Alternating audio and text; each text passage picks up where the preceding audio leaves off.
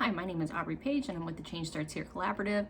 And what we want to talk about this week during our effort to give you tools to cope with quarantine is we're talking about how to get together.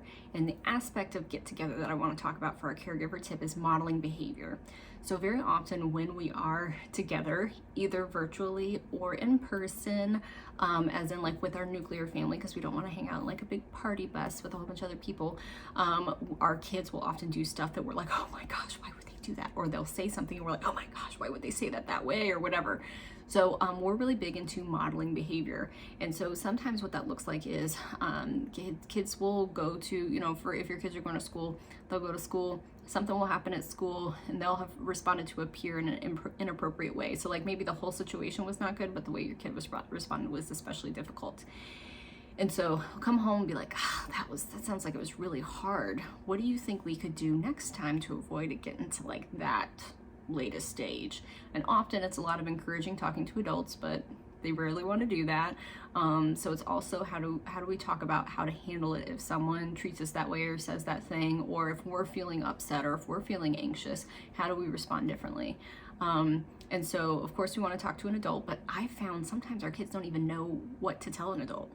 Like, what do those words sound like?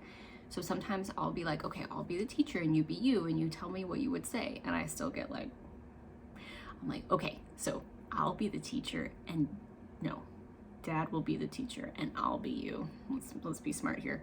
And then we model in front of each other in front of the child, how this would sound. And that way they can see what, like an example, it's like scripting. I don't know if you've ever been in a job where you've had to make a lot of calls, but a lot of times they have scripting available to you and use that scripting to call and say all the right things for the company, whatever. So it's like that for parenting. So modeling can be helpful. And then also if you have a kid that comes at you with like, oh my gosh, you can be like, okay, can we say that a different way? Maybe you could say, hey mom, I wanted to ask you about this. And then often, because they're not really that mad, they just don't know how to say, they'll be like, hey mom, I wanted to ask you about this, right?